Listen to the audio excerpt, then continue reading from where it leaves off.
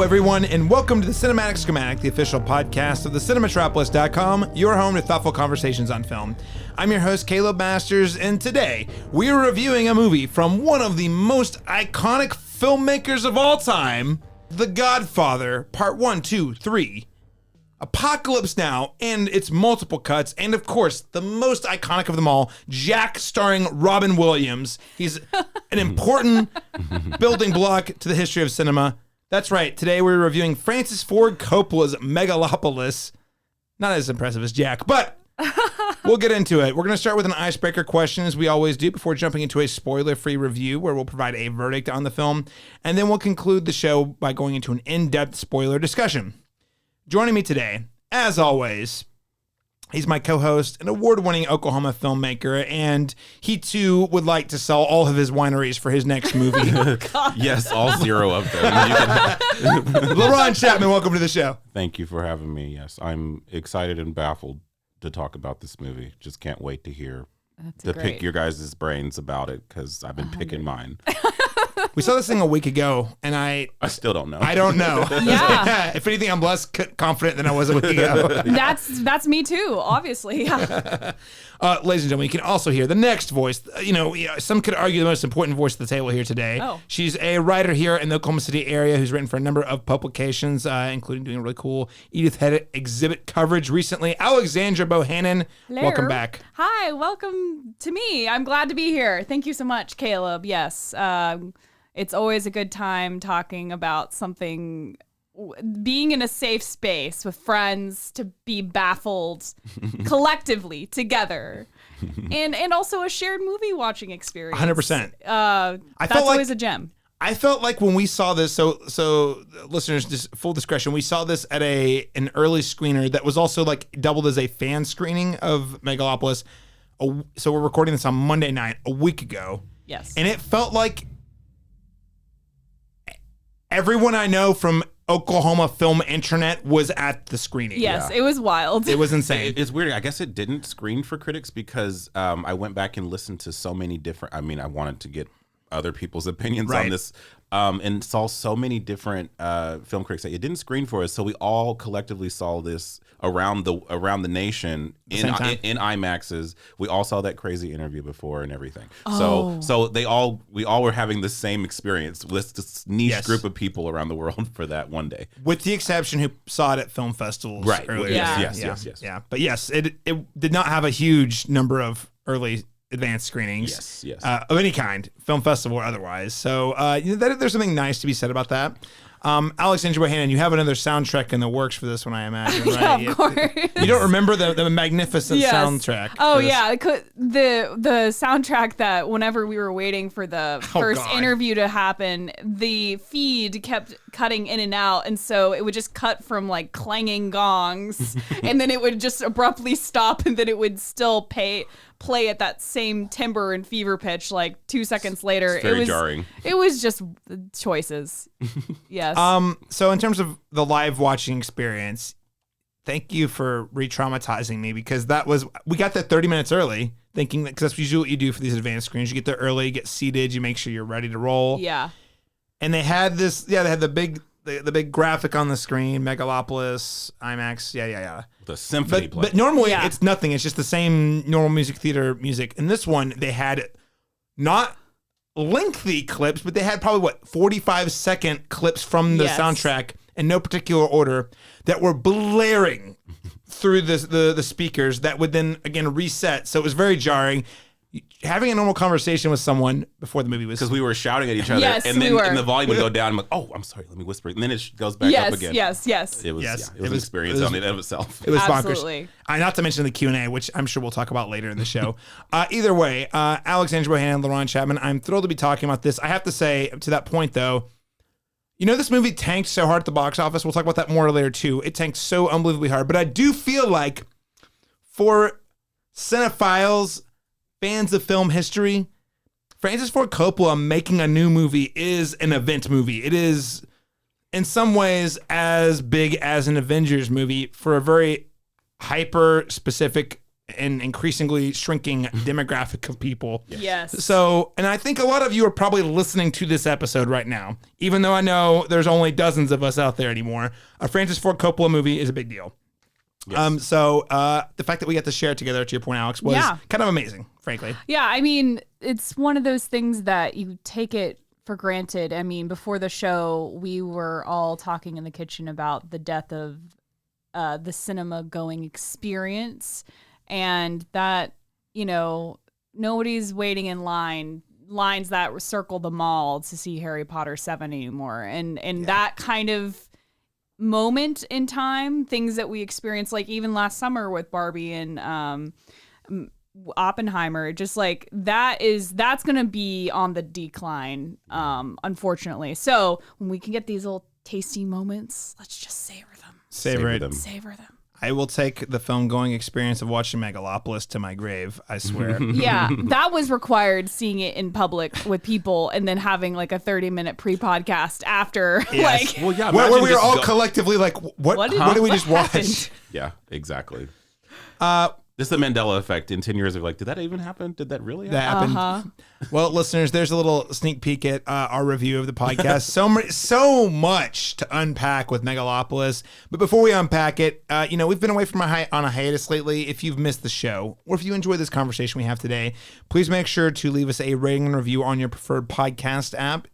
Doing so will help us get discovered by more listeners just like you, especially on Apple Podcasts and Spotify.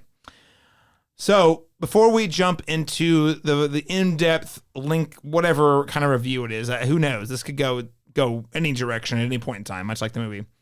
I did want to break the ice, though. Love it or hate it, Megalopolis is certainly, quite literally for Francis Ford Coppola, a go-for-broke movie, as he financed the movie with $120 million of his own money. So I thought it might be fun just to talk about what is our favorite go-for-broke movie from another director. To provide more specificity in terms of what I mean when I say go-for-broke, I'm talking about a project where a director, or maybe not a director, but a key creative, so maybe like Aaron Sorkin writing a script for a movie, takes a massive swing creatively, putting their career and or reputation on the line to get it made. And I don't think we necessarily need to think of these just as failures. This could also be a massive swing that pays off big time. So here's some examples. Speed Racer from the Wachowskis, A Cure for Wellness by Gore Verbinski. Those two, in Babylon by Damien Chazelle. Those three could be considered failures, from a box office perspective at least, if not a critical one. However, you also have, I Will Die on the Hill. Not saying we have to love it, but I think it was a huge swing, a very expensive swing. Avatar by James Cameron, his first movie since Titanic. So it was like, that would have been 14 years. He spent 14 years making this one movie that cost like $500 million. Yeah. That's a go-for-broke swing. It just so happened in that case to pay off. So we're not talking about movies that necessarily fail. We're talking about movies that were big creative swings that paid off one way or another. So with that said, Laron Chapman, what is your pick? So, Caleb, I didn't want to say this film because I think you might say this film, because we share a brain most of the time. But I couldn't think of another one that really stood out to me. It was definitely a failure, but I don't think creatively it was a failure. I just think it just didn't catch fire. And this was the Wachowskis' Cloud Atlas. That's what I was going to say. Oh my God, we share the same brain. It's just one of my favorite movies of all time. It's one of these big, like abrasive, like kind of wild. It's a big swing narratively. And I remember watching and thinking it was so bold and exciting. And I was like, I love this thing. It's not going to make any money. Yeah. It's like, and by the way, I think it was at least in part was privately financed by the Wachowskis, by the way. Okay. So in part. So they actually had some real skin in the game on that one. But there was like triple digit numbers budget wise for this. Wasn't at least I think it was between 100 to 120. Okay. Right. And I remember it made maybe teens. It huge flop. It was time. just like, and I knew it wasn't going to make its money back, but I was hoping it was going to be mid range, like a $30-40 million. And then like, okay. And then whatever, like you recoup the rest over a long period of time, but it just it performed so low, and I was sad because I was like, this is actually a pretty cool movie. It's not perfect. It's confusing at times. It's confounding, but at the same time, I was just so enthralled by how like just I don't know, engaging and kind of just ambitious that it was. So all the things that I think you could also describe the movie that we're going to watch with different results. So I am so thrilled that you picked that. That was on my short list here, and it is an incredibly big swing that did not pay off. And man, it's one of those. There was no way to market it. There was no way to market it for it to make sense, other than that they had a lot of really big name stars in it. You know, Tom Hanks said this was actually one of his top 3 filmmaking experiences of all time. By the way, yeah. Okay. Well, the book I will say is almost. I mean, they said it was an unfilmable novel, and I read about maybe 3 chapters of it and was like, I can't even process this. So I don't know how the hell they managed to make this movie out of it, you know, because it would end in ellipses sometimes, like mid thought, mid stream of consciousness, and then dip into a different time zone, a different time frame with characters that may or may not be the same ones, but different iterations of. So it was just like. It was a very complex, dense novel. Yes. And so the movie made sense. It actually made it more intelligible to me, you know, in a weird way. But anyway. Well, and I don't know if the novel does this because I never read it, but the way that, and again, it's one of those you either get it or you don't at a certain point. But that movie, the orchestra, Cloud Atlas, the is it septet or whatever, octet, whatever it is, when they start describing it as an orchestra, and then you're like, oh, they're talking to us. And then you start to look at all these varying storylines as like different pieces of an orchestra. Not necessarily, yes, they all work on their own as a plot, but really they're all working in symphony together to tell like a really big story about human nature, spirituality, and like what does it mean to be human? What does it mean? What are our little tiny contributions to existence? How can those have trickle effects down the road? Like, and how little notes just repeat throughout different. Like, I've heard this somewhere. You don't know where you've heard it from. Could be a different time frame. Could be a different life you lived. It's just like, it was very interesting the way it, and that I just remember it performing horribly at the box office. Oh, I was heartbroken. And being sad about it. But knowing that too, when I watched it, I was like, no one is going to see this. You know what I mean? Like 5 people are going to see it, and those 5 people are going to love it, but no one is going to see this because it's going to be hard to sell. But it's incredible. And it was like 3 hours long. Like it had everything against it from a marketing perspective. It was the odds were stacked against us, no doubt. But if you checked it out and vibed with it, man, I think that thing's incredible. I love that movie. Yeah. Alexandra Bohannon. So you also had Cloud Atlas. I also had Cloud Atlas. And honestly, I've been pondering my orbit, and it's really tough finding examples in the past, I would say 10 years minimum, because everything just has to be so sure, especially in the advent of streaming, that this is going to make money. So whenever I'm going to toss out one. I was actually on this podcast saying how much I didn't love this movie, but I did love the Fall Guys stunts in that film. There's a lot of big stuff that he put his reputation as, you know, a stunt guy, co-creator, John Wick. It's a director, David Leitch, right? Yeah. And so I appreciate like all of that. He didn't have to make that movie. He didn't have to make it as big as it was.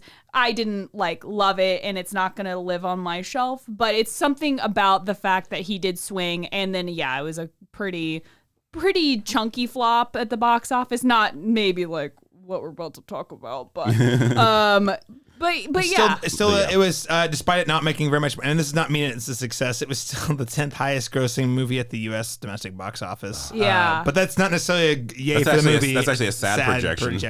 For the year. Because it was kind of in this.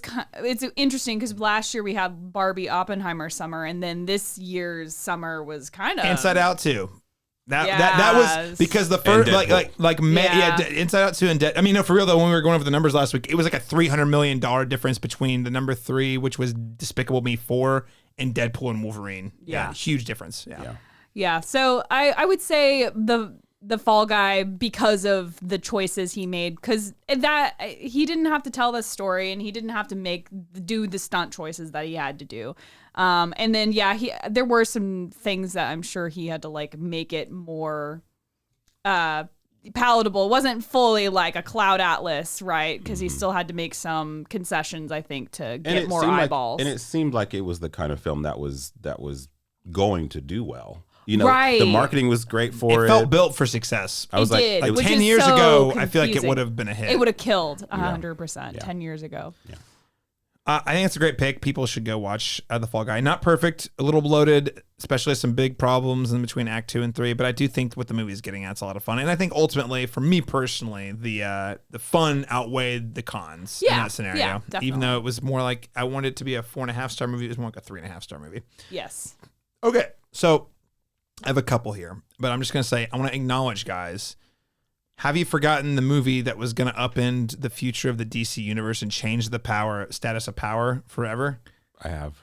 Black Adam, you've forgotten about it? Oh my God. I did. Shit. Dwayne "The Rock" Johnson put his career on the line for that movie, and it flopped so hard, he's like, crap, I got to go back to WWE. Yeah, that's a choice. Although he did lead to one of the best WrestleManias I've ever seen in my life. It is true. I guess it was all, if you're a wrestling fan, it all worked out for the best. But that was not really a bold creative swing, but I have to acknowledge that was the one that, like, they were marketing that thing for. He'd been talking about that for like a decade. Yeah.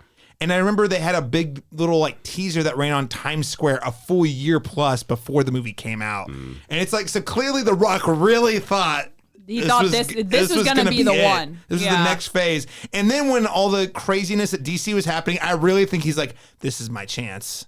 I can somehow take over DC. He saved so many franchises. This was just that weird miss where he wasn't enough. The material wasn't good, though. I think Fast 5 went to his head, honestly, if I'm being real. And I actually do, despite what the haters say, I do like The Rock a lot, but his ego, when it gets a little inflated, it's a lot. Yeah. Okay, I just want to make a joke about that because I did think that was recently the biggest like swing in terms of a guy who thought he had like gold that was just a turd. Yeah. One, not my number one, but I want to shout out is actually Grand Budapest Hotel at the time was a massive swing creatively. That felt like at the time it was Wes Anderson like saying, what if I just did everything I did but like times 25? It paid off for him, obviously. And that was when I feel like we get into like Wes Anderson just saying, oh, this is who I am. I'm going to keep leaning harder into that for every movie I make after that. I wouldn't say massive creative swing because he was basically utilizing what he did at the time, but I do think it was of his oeuvre, a movie that felt like the most him that he'd gone for at the time. Yeah. Here's one that I think's a swing. I want to say it's a two-parter. Recently released, Beau is Afraid from Ari Aster. Okay, sure. That is a go for broke movie. Yeah, and it did not make money. But man, and I don't even love that movie. I've only watched it the one time. You can listen to our review on this podcast, but I will say there's no doubt in my mind that he gave it all he had, and he was very committed to a vision. And I think it's a generally pretty good movie that just I haven't been able to bring myself to rewatch. And That's it ends. A great example. And I felt a similar. I liked more about it than other things, but I feel like for sure that was one where I left and I was like I just don't know how I feel about this, but I feel what I don't understand intensely. Yes, you know what I mean? Exactly about it. And it was very clear that Ari Aster was like, I don't care what people say. Yeah. I am going to go hard for this thing. And it was also sort of like his, hey, A24, I made 2 hits for you. Give me like, what was it, like $70 or $80 million. And it did not pay off for A24. But he did make a movie that was very committed to a very specific vision. The big one I want to throw out here, since you guys have already said Cloud Atlas, though, Orson Welles' Citizen Kane, the OG, that was at the time was a huge gambit. Orson Welles, I think that was his first movie, right? So like it was a huge swing from a studio to invest so much, even though he was a big talent in radio.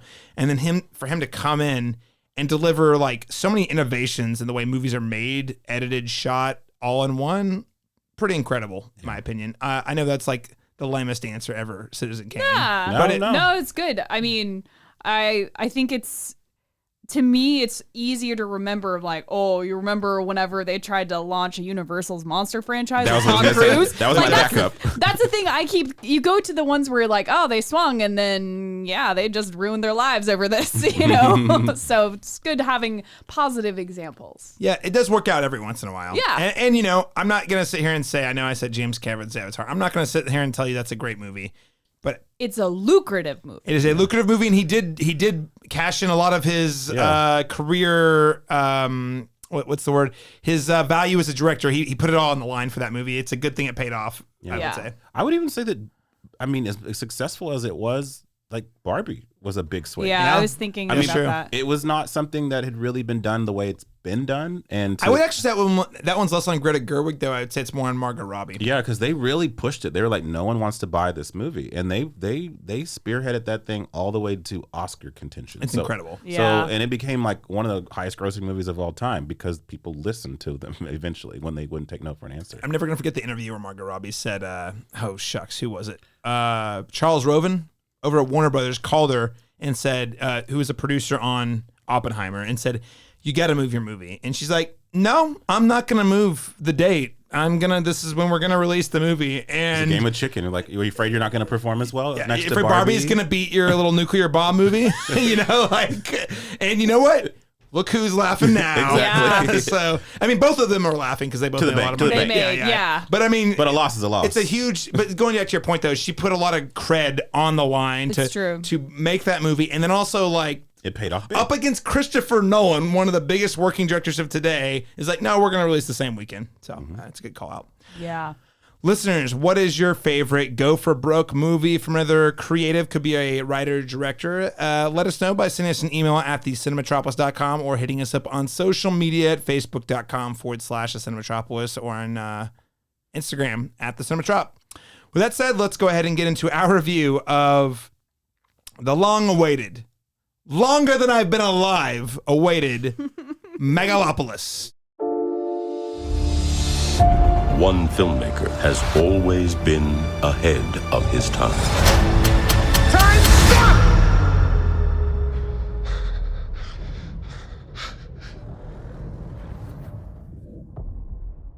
Go.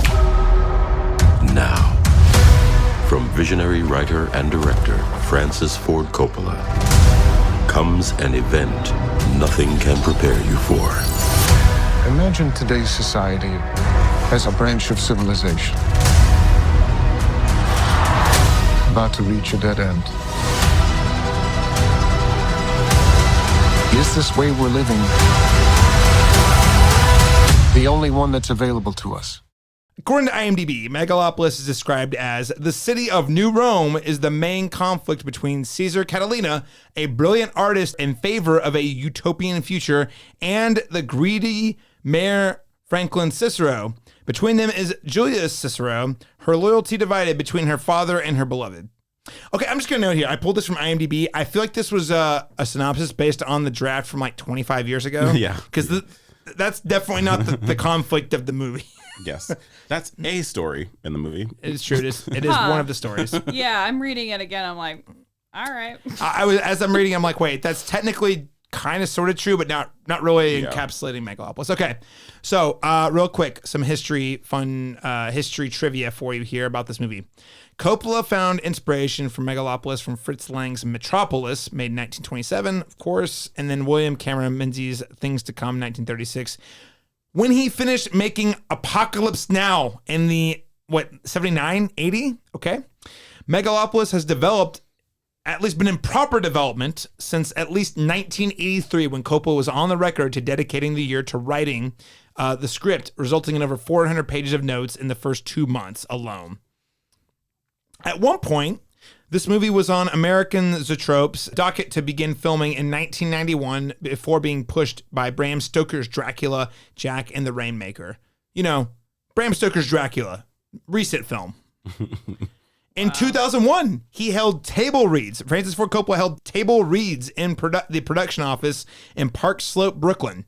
And this is actually the funny part because we were making jokes about it after the movie, not realizing that it was actually at one point that actors at the table reading included Nicolas Cage as the titular. They don't say who it's for, but I'm pretty sure he was the first one listed, so I'm gonna lean on yes. Mm-hmm. Russell Crowe, Robert De Niro, Leonardo DiCaprio, Giancarlo Esposito still at the table read. Edie Falco, James Gandolfini, and I did confirm that Gandolfini was originally going to be the Mayor Cicero at one point. John Hamm, Paul Newman, Al Pacino, Parker Posey, Kevin Spacey, and Uma Thurman. Guys, I kind of want that version real bad. I want that version real bad. I would actually prefer that version. Yes. We'll get into it. Now, no studio would bankroll Megalopolis, leading Coppola to self-finance. Coppola sold his Sonoma County wineries to merge his winery business with that of another Napa-based family company, Delicato Family Wines, in an equity deal worth around $650 million. He then borrowed $200 million against his own ownership stake into Delicato to fund Megalopolis for $120 million, along with a few other debts he had to pay. So that's how much money it cost everybody. That's where, but he sold off his wineries to raise $200 million, and $120 million went to paying for Megalopolis. Mm-hmm. If you do not follow the box office tracking like freaks like me do, this film opened at just $4 million. That's right, a single digit, $4 million at the U.S. box office against its $120 million budget. The film stars Adam Driver, Giancarlo Esposito, still as Mayor Cicero this time, Natalie Emmanuel, Aubrey Plaza, Shia LaBeouf, John Voight, and Lawrence Fishburne, among many others. With all that said, we have reached the review of Megalopolis. Where to begin? We're going to get into the specifics, but in general, what did you think of the movie? Like, dislike, overall? Alexandra Bohannon, no pressure. Kick us off as our special guest. I came into this movie with a lot of goodwill because we have our director, storied, legendary director. We have this star-studded cast. The trailer looked bonkers, and the CGI in the trailer looked kind of okay. And I'm like, That was the part that was done before he fired the VFX team. Great. So I came into this with a lot of goodwill, and largely, I was able to maintain my goodwill towards the movie throughout the movie, even though what was happening was absolutely batshit crazy. I think the thing for me that I appreciate as like the number one thing I appreciate the most about it is that, and I hate that this is where we're at because it isn't, I don't think this is a great movie, but it tries something. It's not attached to an IP. It doesn't have a number two, like him saying, I came up with sequels in the. So trying to launch a franchise. Yes, yeah. He invented The Godfather. He invented The Sequels. Godfather. He invented sequels. We did learn he invented sequels in the Q&A. Yes, that's correct. What is direct quote. Affix it too. No, so it's not attached to anything else. It's not attached to Disney or a larger IP. It is something unique, and that's probably the most kind thing I really can say about the movie is that it does have a vision. I think the vision's confused and muddied, but he was trying to do something different, and then he swung big, like your icebreaker question, and I don't think it paid off. I think that's a very fair and generous way to describe the movie. Yes. Very, very eloquent. Very. Laron Chapman, what did you think of Megalopolis? Even that question to me, right? Yeah. I know it's a hard one to answer. Loaded. is very loaded. Yeah, it's very loaded. I have no qualms with this movie existing. I'm happy that it exists. I'm happy he got to make the movie that he wanted to make under his terms with his vision. But with that comes, a whole host of other issues, creative issues, technical issues, logic issues. So. I admired the ambition of this, and throughout its interminable length, it does feel like it was made with the utmost earnesty, Yes. and earnestness, and he really believed passion. what he was going for. The passion and earnestness is there, and confidence. Confidence. There is confidence so in much. this. Very confident. But it's that friend at a party that's super confident that probably shouldn't be super confident about it. And that's the thing. And so I came down from it. So it is told with all of those qualities, that ambition, it's singular, it's unhinged, but it's also executed for me with zero clarity. Mm-hmm. And for me, as I don't need a movie to hold my hand throughout the entire process or give me exposition dumps. There's some of those in here as well. Some. It's right. Is the whole movie an exposition dump? I think. But the best way I can describe this, it was like, imagine being like, like you're deaf and you're in a room and the family is like at each other's throats and you're trying to like make out the problems that everyone's screaming at each other, but you can't hear it. It's unintelligible to you, so you have to interpret through just one lens. And it kind of feels confused in that way, where it's like, I know something's wrong. I know for sure she's upset, and I know for sure that he's over it, but I don't know what the root of the issue is here, because you can't hear it. So it's like, we as an audience, I feel like we're somewhat impaired, you know what I mean? Like as viewers watching this, because it is funneled through his stream of consciousness, which is what it should be called. It should be called Francis Ford Coppola's stream of consciousness, a fable. Yes. Yep. But yeah, so I am so mixed on this, to the point where it was hard for me to string sentences together to describe it after I watched it. But I will say I wasn't bored watching it. No. I was all. at least like, it was like watching a train wreck but in slow motion, and then pixie dust came, and then like it just keeps changing form. But it just but by the end of it, I will say I don't know that I was engaged emotionally. And I think that that's an important thing for me with any movie. I don't care if it's a horror movie, a shitty horror movie. I have to be somewhat invested in what I'm viewing. And at the end of it all, I didn't care enough. And that was a problem for me, So for everything I saw that I thought was a big swing and ambitious thing, I just still felt like I don't care about any of these people, So, and that's a problem, if I'm trying to invest in these big ideas. So. Yeah, I think that's well said. I came to this movie really rooting for it. I was on board. I think I said this at the beginning of the year, and I know I said it in a recent mid-year check-in, but Megalopolis was one of the movies I was looking forward to the most, not because I thought it was going to be great, but because I was like, love it or hate it, this is going to be interesting. And you know what? I don't even know if the movie's interesting, but Francis Ford Coppola certainly delivered on an experience that was really interesting. And I'm not just talking about the experience of sitting down from the beginning to the end of the movie. I'm talking about the conversation that's been unfolding. Have you seen the Letterboxd rankings for this movie? They're it's insane. Like they're the same. It's like a flat line across 1 star or half a star to 5 stars.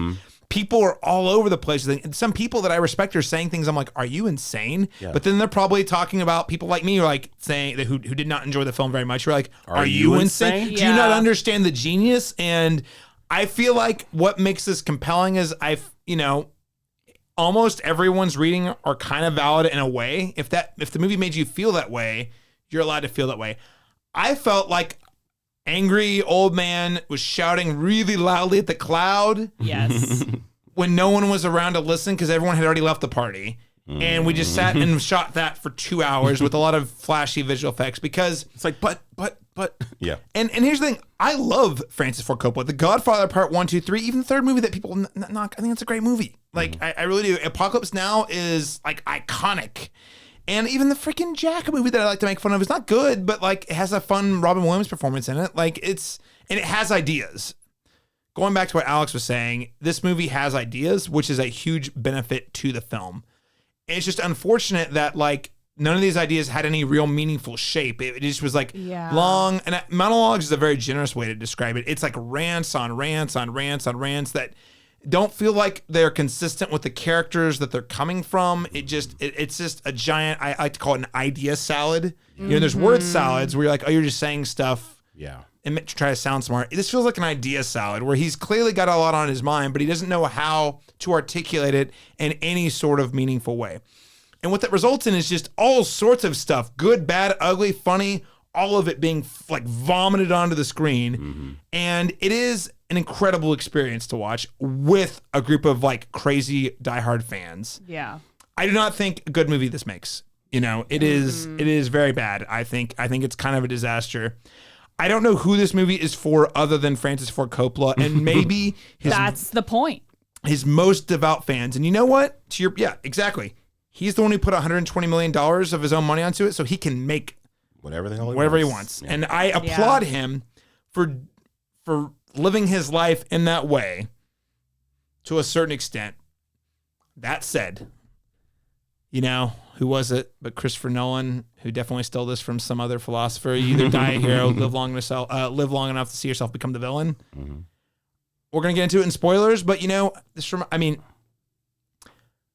what he's doing here is remarkably similar to what George Lucas did with Star Wars, except for I think Star Wars was way better. Like the prequels was way better. It was another director from that exact era. They're buddies, in fact, who just, I'm anti the system. I'm anti the establishment. Those studio hacks are always trying to make me make bad choices for my movies. Then having all of the power to make all decisions. And frankly, I think the Star Wars prequels are a lot better than this movie. Not saying they're not a mess. I'm saying they're better than this movie. However, it is a very similar mindset that leads to this director who just makes all sorts of like just baffling choices that make no sense to anyone other than him. And part of that comes to he just hasn't surrounded himself with enough people who are going to be really honest with him about his work. I think that's the part that's kind of exceptionally tragic. You know, you're reading this cast list from the 2001 version. First of all, really, really love that casting. You know, you can see, you don't even have to have it explained to you, know exactly who everyone's going to play. And so that makes me wonder like what that 2001 version was. Caleb mentioned that there were extensive 9/11 post 9/11 rewrites in some draft. He also apparently went around New York post 9/11 and shot a shitload of footage with the intention to use it. Yeah. See, I feel like the book about this movie 5 to 10 years from now is going to be more interesting as an artifact. This movie is an artifact. Or the documentary. The documentary. Yes, the documentary. I cannot wait for the documentary. You know, like the artifact of this movie is more interesting to pull apart and study and see where it went wrong and like wonder what could have been. You know, what was one of those older drafts? What was the draft that was near Apocalypse Now? Or what was like his little crib sheets in like the bottom of like a cocktail napkin? Like, I want to know that stuff because it probably just cooked too long. Like he probably just should have released it much earlier than he did. Even him, to hear him speak before the film, describing the film, it was like, huh. You know, and that's how you leave when you watch it too. So it's almost like, what would a more clear, and I'm not trying to like, you know, go on to his like cognitive decline or in that sort of way. It's not really, it's just that what would a fresher, like 20, 30 year younger version of this filmmaker, you know, operating with these ideas, what would that project look? Would it look more polished or would it still be, would it be glossier? Would it be more palatable? I guess I should say. Because it just feels unhinged. It feels like multiple narratives intersect with no rhyme or reason. And you can even see how you can see the fact that there are multiple iterations of the script on the screen. On the screen. Like you got ideas that feel like they're 40 years old, 20 years old, and then there's a lot of, not to get into the politics of it, but there are like very clear Trump parallels. You're like, oh, he wrote this in the last couple of years. Like it's just, and this piece is definitely right now, and it does not. And it feels wildly incohesive. And also visually, I've heard people describe it as pretty, and I'm like, I think it's artfully ugly. You know, he's got shots in it that I think are pretty powerful. There are moments, like individual moments, but I guess it's just like... It was pretty ugly otherwise. Even the vision itself is inconsistent. Yeah. Like, the editing is erratic. Like I said, like there'll be one shot, like, oh, this is gorgeous, and then immediately something looks super cheap looking. So it's like, it's not like, it's not consistent throughout, and it's just... The whole experience is like being in a kaleidoscope. It's just confusing, it's confounding, it's strange. But yeah, I just had to wish on the other end of that you felt exhilarated, but really you just feel exhausted. Confused. You know, we had a rep who was getting feedback afterwards from members of the press, and all I could come up with was, I've never seen anything like it before, and I think that's true. Yeah. The other thing I could come up with was, this is certainly a singular experience, and those are both compliments. Because typically that is what I'm asking for from movies. Yeah. But also, it's like the monkey's paw version of that. Where you're like, oh, this is just unhinged. I can't follow it. Let's describe that experience a little more, shall we, though? Okay, so I won't get too into the details of the entire experience, but just to preface it, again, we were all in a screening for press and fans here in the Oklahoma, actually technically more Warren IMAX. And before they played the movie, they had like, a 30-minute Q&A that featured Francis Ford Coppola as the writer, director, producer of Megalopolis, and then some schmuck panelist named Robert De Niro and Spike Lee. I don't know where they found those guys. Just panelists. And then they did that for about 30 minutes, and then we got into the actual watching the movie. And so I did want to, we don't have to talk about it, but if you felt like it was pertinent to your movie watching experience, feel free to talk about the Q&A as well. Laron, how would you describe the experience? Disjointed, passionate, ambitious, unhinged, all the things that this movie is. It's it's not a reflection of Francis Ford Coppola and his state of mind right now and what interests him right now. So in that way, maybe it's a perfect reflection of the filmmaker's body of work. But unfortunately, it's not one that I think is just, it's going to be, I don't know if it can be super embraced by a broad audience. It's something that's going to have to live and exist for a long time and have a lot of different think pieces kind of orbiting it before we can really talk about it in a meaningful way, because I do think the movie, like you said, that's the great example is an idea salad. It just... It's unstructured in a way that you can't pull one thing out, because everything's like kind of tethered to something else and it unspools something else. So you can't spend enough time on any one idea because there's already another one rapid fire kind of being thrown at you. And sometimes they clang. So it just feels noisy and loud and confused. So you have no other movies out there to describe. I movies that I think it's trying to be like. I mean, he mentioned Metropolis, but I mean, maybe in look and design. Somewhat. It's the name. That's where guys, there's an anime version of Metropolis that exists that is way better than this movie. But maybe better I don't know, other movie, maybe like Dark City comes to mind. Oh. But don't insult Dark City. Yeah. But there's something there. Yeah, there's something there. I see it. It's the kind of like what it's kind of grasping at that I kind of feel like it's like this interesting world building that's very jarring to look at. Sure. That's really more that's definitely a more cohesive movie, one that I actually like. So but yeah, I just Brazil, maybe Terry Gilliam's Brazil. Yeah, so I see that. It's just Brazil. So especially if you're looking at the theatrical cut, not the director's cut. It's just it's unwieldy in a way that's unfathomable. That it was. I mean, again, I was like, how did you push this through? But he paid for it. That's why. And so, so it's just. Yeah, singular is the word. Singular is good. It's not, I won't say it's terrible. I won't say it's a masterpiece. It's somewhere weirdly in the middle between those two things. But it's not enough of either to really like exist in any camp. So, man, you bring up Cloud Atlas earlier really makes me think that it's a great example of other directors dealing with way, at bare minimum, similarly complex, if not more complex ideas and doing it really well. Okay, Alex, how would you describe your experience of watching the movie? Yeah. I was, whenever we got the title card where we're having the narration of Lawrence Fishburne and, like the Roman font, he's just reading what's on the screen. I'm like, oh, okay. I'm on the page. It's the narrator who disappears 2/3 of the way through the movie. Yeah. Yeah. I'm on the page for what this is going to be. And it was just that mostly the whole time. And I just,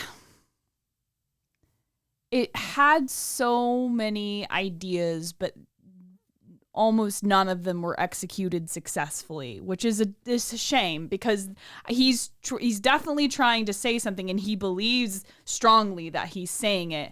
I don't know if he believes that he's saying it clearly, or maybe the aim isn't to say it very clearly. And it's not even a question of like, oh, are they getting it? Are they getting the Trumpism parallels? Are they getting the, the commentary on celebrity culture? It's like, are they getting it? Whoa, we're getting it. You're hitting us over the head with it. It's very like, to what end? But yeah. Like, what does it mean? What do you, it's more like you're saying, oh, look over there, that thing, it's here too.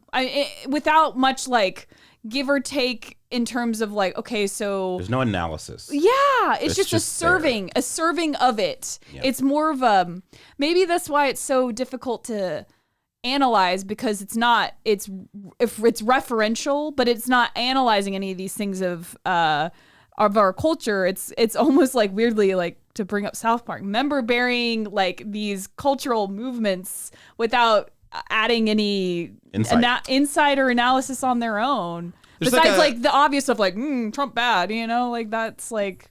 Yeah, that's not fresh. There was like a 20-minute sequence, or maybe even 25 minutes. I don't know. It was a long sequence. It felt long in the middle of the movie where they're dealing with like the role the media plays in like spreading misinformation. Yeah. And I'm like, okay, there's something.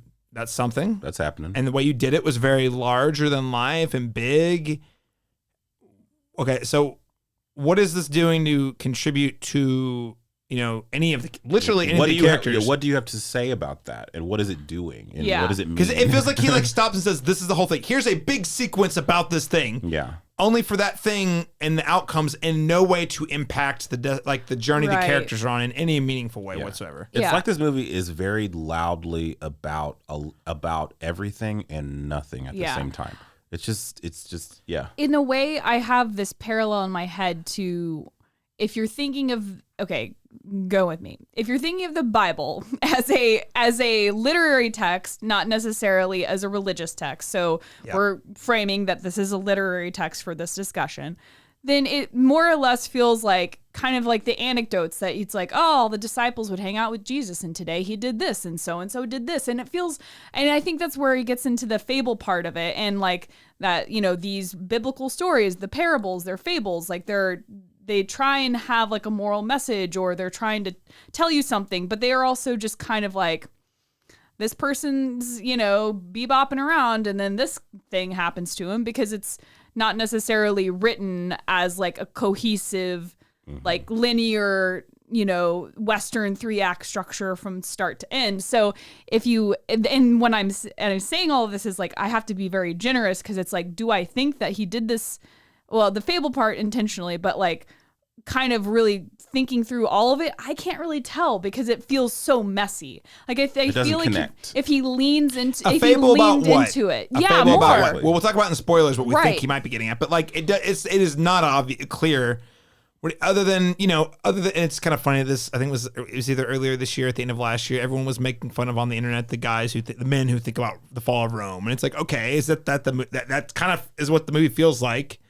Because it's it's like I often think about the fall of Rome and how it relates to America, and it's like, okay, and how do we solve it? Yeah. How do we fix it? What do we do? Like, what caused this? I think about it. There's no like, ta-da, like you keep thinking he's gonna have a through line of like, oh, now this is right up until the end, man. I was waiting for it. I was like, where's he gonna drop the hammer, the shoe, the whatever, just to say, hey, this is my vision of how someone like Caesar could fix this, or because that's my mouthpiece, that's who I am, and then shrug shoulders. Shrug. So here's how I'm gonna describe my experience watching this movie. You guys familiar with a little movie about 20 some odd years ago, not to make us feel old? It's called Final Destination 2. Okay.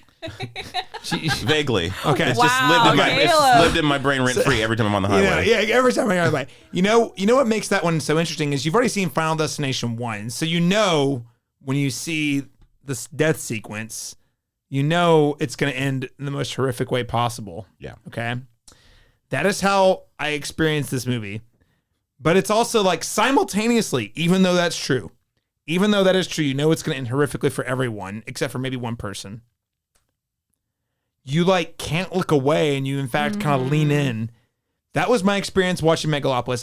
There's been red flags over this thing for, frankly, years. Yeah. We went in informed to know that this was going to be a divisive experience. It was going to be divisive. Yeah. Which was a feature, not a bug for me. Yes, 100%. So when it was very clear within the first 5 minutes that this movie was going either nowhere or everywhere, depending on how you want to look at it, I was like, oh, this is the ride. And I'm like, just take me on the ride, Francis Ford Coppola. I feel like we're only going to end in tragedy, but I'm so engaged and enthralled because it is a movie that just is so full of moments that I couldn't help but laugh at, but gawk at, but be like, oh my God, what are they going to do with this? Most of the time, nothing. But I was so enthralled and engaged.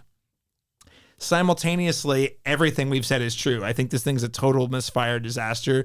But it was like the giant highway train wreck in Final Destination 2. You just can't look away from it. In fact, not can I not look away from it, I want to lean in. And I have tried to avoid reading too many reviews about this before this podcast. I can't tell you how much I'm excited for the discourse about this movie that I'm about to dive into after we finish this podcast, because the documentary, the making of, how did this get here? The conversation. What lunatic would give this 5 stars on Letterboxd? I must know. Yeah. I must know. What other opposite lunatic says this thing is so ideally bankrupt that it's a 0.5 star on Letterboxd? Yeah. All of these are things that I am like fascinated. So that goes back to saying the experience of watching this movie was a total disaster. What is way more compelling to me is how this film is remembered, the conversation, and hope to God lessons other creatives can learn in their career. 100%. But I will say the morbidness of Final Destination 2 came to mind when I was like, I'm on a ride. Yep, that is the giant log going through that girl's head. And go on. What's going to happen next? Yeah. You know, the motorcycle guy is going to get knocked over. Okay, cool.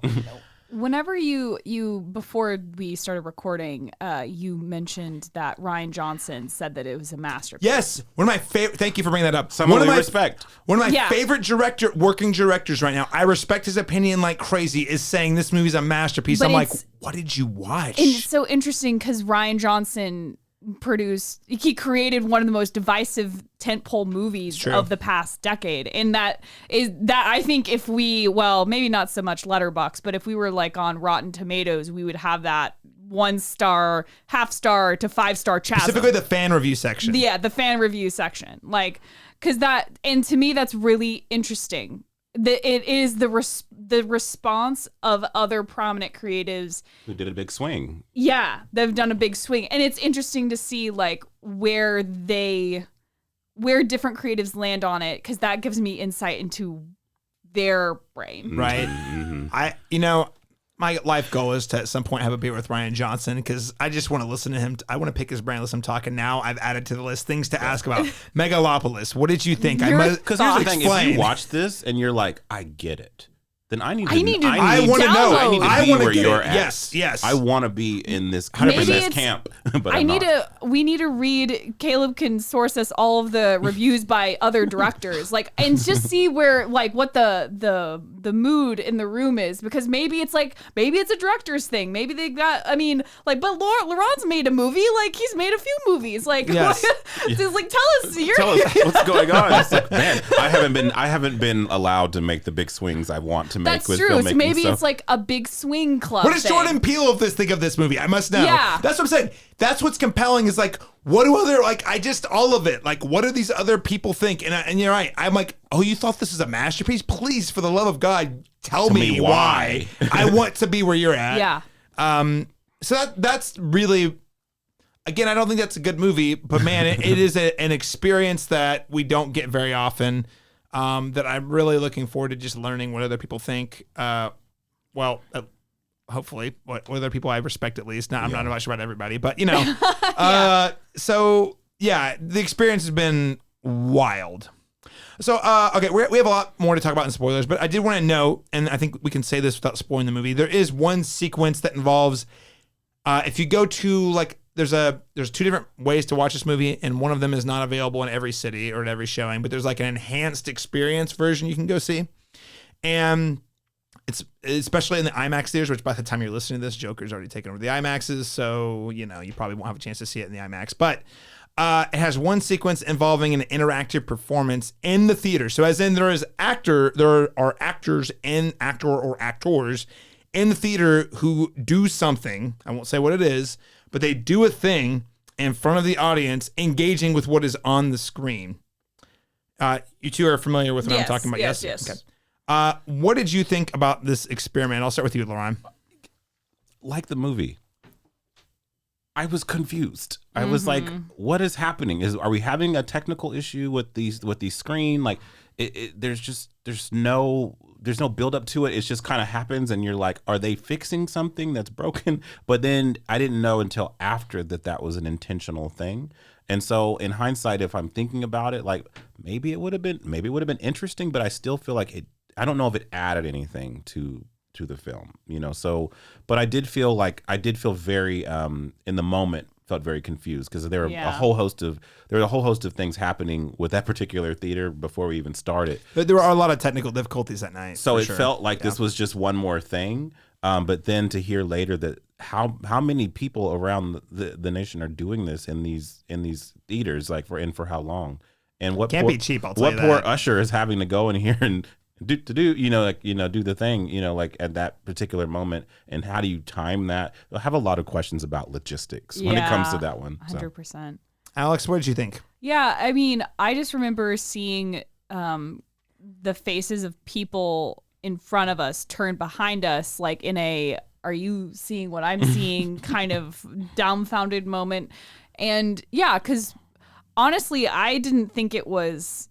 Like, I wasn't so on the fact that it was like a technical glitch, but I really thought that someone was just going for it. They were so like into it that they were standing up and like interacting with this sequence in the very front of the theater, and then I realized as he's walking away, I'm like, no, I guess that was a bit, and now that it's a bit, like, how do I can't. I just why? When we buy the Criterion, we'll just someone has to do that at that point. Every time we watch the movie, we have to do someone has to get in a character. That's a great point, because the way that that section is framed within the frame, how is that going to look on like a home viewing experience? Well, and that's what makes me wonder how it's going to look, because they did have, obviously there's a non-enhanced experience that is just from what I've read is actually they just integrate some other off-screen VO into the film. That makes sense. Okay. Which frankly makes more sense. But so I'm sure that's how it has to be that way on home video, right? Because listeners, without spoiling what they're doing, there is a dramatic aspect ratio shift. And if you were in the theater, like the house lights came up and someone approached the front and started talking on a microphone. Although I couldn't hear them. I couldn't hear the microphone in our theater. Yeah. Because that's, to me, it read, and that's why I was like, I thought someone was just going for it because he was filled with the spirit of Francis Ford Coppola or whatever. Because I couldn't hear what the person was saying. So it was Rian Johnson. It was Rian Johnson in all the theaters, every one of them. Yeah. I will say the one thing I noted, without saying too specifically what it was the thing that was like made me realize, not immediately, because it was definitely not immediate. It was more like after it was over, I was like, what the heck was up with that? Was that the performer was not in a crazy costume. It was a very archetypal costume. Where I was like, 100%. It's really weird a person dressed like this got to the front. And they were doing this during that sequence. Okay. It made sense. You put two and two together. Yeah, but it took me like 10 minutes to be like, wait, that's what that was? Yeah. Yeah. It's interesting. I want to like it so badly because it's different. Like it is performance art at that point. Like, it's doing something, it's interacting with the audience in a way that normal movies don't have the opportunity to engage with an audience. On paper, I love everything about it, but it's just like, it was bold, but also just a miss. It's a shame. Yeah.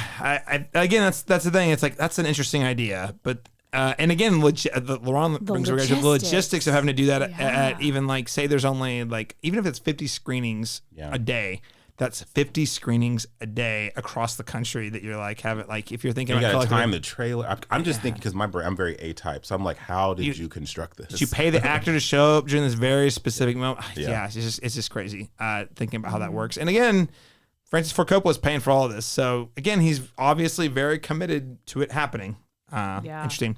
Okay, outside of this movie, just absolutely shitting the bed on every level imaginable with a $4 million opening weekend against a $120 million budget. What do you think the legacy of Megalopolis is going to be in the long run? Alex? The legacy. Oh my gosh, we're already here. We're already thinking about this film's legacy. I mean, I guess we have to. I mean, what if this is Francis Ford Coppola's last movie? It very well might be. I I anticipate that it is. I think it is, probably. He's 85.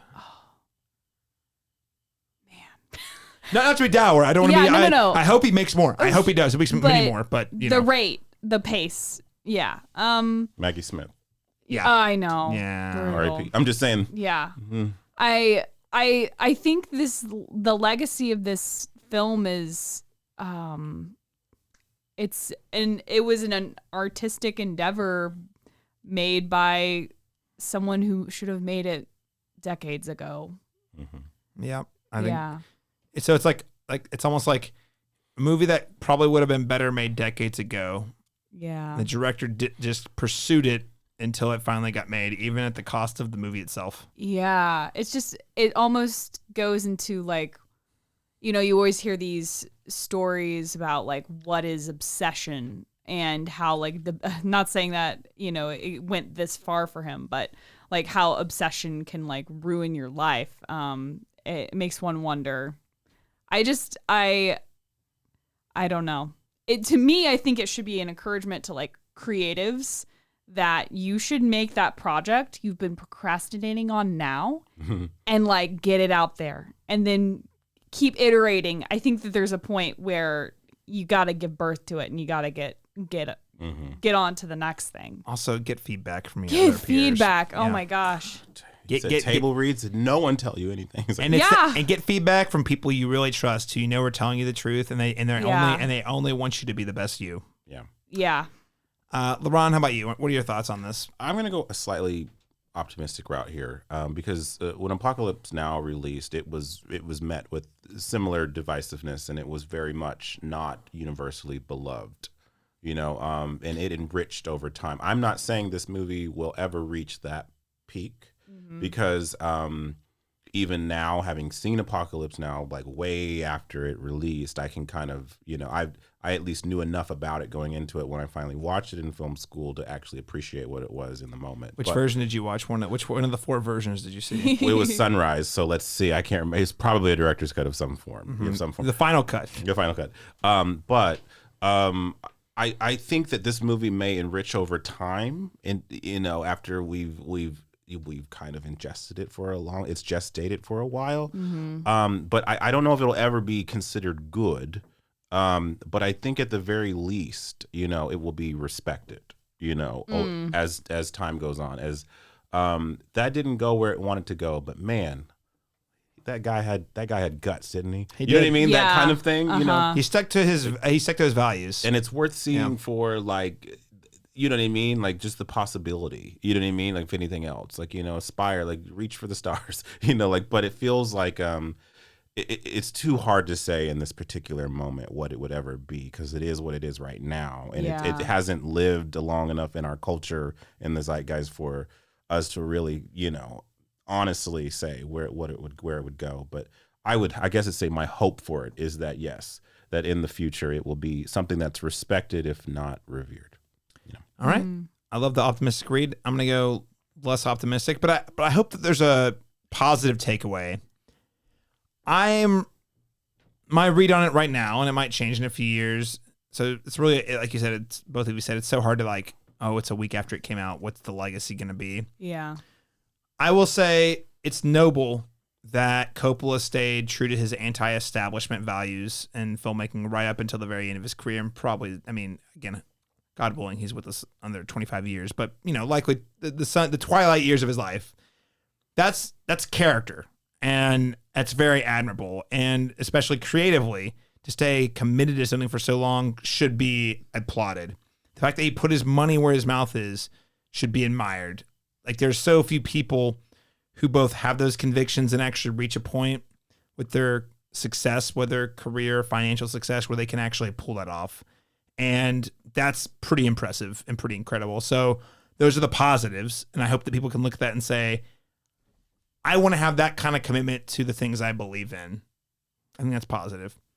However, by the same token, on the flip side of that coin, actually, I think what he failed to realize, like I said earlier, and not unlike, you know, one of his peers coming up, George Lucas, he kind of became the establishment that he once resented. Meaning that his closest, I mean, I don't know what the creative process was for this. I did see Spike Lee kind of dance around this in the Q&A. I don't know for sure, but here's what it looks like. It looks like his closest collaborators were apparently afraid to tell him no, or that could be better, or ask the question, what do you mean? That's what it looks like. So I'm thinking about the legacy. I think both of these things can be true. You're really committed to a fault. Yeah. You know. But again, I don't think has anyone else ever done this? I don't think so. Not to this level. Not in this scope. No. So like that's applauded, and it'll be legendary. He will die a legend because of however many years down the road he dies. I think the legacy is that he did it. Exactly. The legacy is that he did it. And he was in a position to do it. Yep. Now that I think about it, an interesting director parallel is Miyazaki now, because that Boy and the Heron, that's like definitely that's it. And but even that movie's more cohesive than this movie. No, and I'm not in terms of like content or whatever. It's more of the idea that you can put it all out there. You can leave nothing left. You can put it all out on the table, and you can still tell a story that might still be challenging. I mean, there's sequences in that film that are very disorienting and things like that. But you don't have to. You can disorient the viewer. And you can challenge them, but you can still tell more of a story that has like some of the conventions that we need from traditional cinematic narrative structure. It's a great comparison. It hadn't even occurred to me. Yeah, just thinking the age brackets of both of them. Yeah, pretty close. Yeah, yeah. And I like The Boy and the Heron a lot more than this movie, but it is another one, and so it makes me think about like why do I like one of these and not the other? Yeah, I do think that movie the ideas are clearer in that one, even if the narrative threads are not as straightforward. I do feel like the ideas he's wrestling with and themes he's wrestling with that movie are a lot more clear, but like they are both very disorienting movies, honestly. Yeah. So great call out, Alex. Well, we've come to the point where we've got to get this thing a letter grade. We have to somehow determine how good this movie is or not. Laron, Chapman. Oh, I'm going to cop out here. I'm going to give it a C-, and I'm going to with the ability to rise or fall dramatically over time. I don't know. We'll see, guys. He's going to retest in a year. We'll do a retrospective 10 years from now. When we're at platinum levels, and we'll discuss it again. Wow, platinum. Thank you. Wow, platinum levels. Sorry. Wow, platinum. Oh wow, come on, movie reference. No, I feel like that's a fair grade because I really don't think this film is. I don't think it's dog shit. I think it just doesn't work. You know what I mean? Like, you know what I mean? Like, it just there's so much happening, and it just doesn't coalesce in a way that's even intelligible for me, in a way to have a meaningful conversation about what it even wants to be, so it's just kind of like the execution just fails like dramatically as it's going along. So for the swing and for the ambition and a handful of scenes that were at least amusing, some of the cast are doing something. I feel like Aubrey Plaza and speaking of Aubrey Plaza really, we didn't mention this. Every actor feels like they are in a different movie. Wildly different. Her and Shia LaBeouf are in a different movie, and I want to just watch that film. And I think she and maybe one or two other actors I feel like are the only ones who are confident about the movie they are actually in. Yes, it feels like absolutely. So C- seems fair. It's not too high, it's not too low. It's kind of in the middle, and it has room to grow or fall. So yeah, C- for me. All right. So let's do a re-review in a year, shall we? Alexandra Bohannon, what letter grade would you give the film? Oh, I think for me it's easier to just do star ratings, and you can do a little conversion table if you want. I gave this 2 stars on Letterboxd, and I'm gonna stick on that. I think and 2 stars isn't actually like that, because I think that there's a lot of little checkpoints on the way to getting to that half a star. It is not a half a star movie. These people are crazy. Like, that's not. There's too much happening. There's too many things that work well enough. There's too much talent on the screen. Yeah, there's enough stuff there that this is not. This is not some of these like voodoo, like direct to Tubi kind of like horror, like horrible genre movie ripoffs. Like, that's the stuff that's a half a star. Like, has like no merit, completely derivative. Yeah. But this, like, it's trying something. Most of what it's trying is not necessarily successful. The acting performances are all over the place. The direction, everything is all over the place, all at the same time, all over the screen. And you're gonna either like it fine or be confused or hate it. I mean, it's almost, to me, almost impossible to actually affix any kind of rating. It feels more of like, throw confetti at a board covered in glue and see how much sticks, and that's your star rating. That's really what it feels like, because that's what feels like the process went into making the movie. You know, it's that poor kid on the court, you know, where you're watching, you're like, he's really trying. He's missing every shot, but he is trying really hard. That was me playing fifth grade YMCA basketball. Like, I tried my damnedest, but... I was going to equate this more to, you guys remember the suicides at the soda machine? Mm-hmm, mm-hmm. You know, it's bold, it's ambitious, and some people freaking love suicides. Yes. Yeah. Other people are like, this tastes like crap. Yes. Yeah. Either way, it's a bold swing. Bold, The suicides. bold swing. I'm going to give it a D for devilishly risky right up until the end. I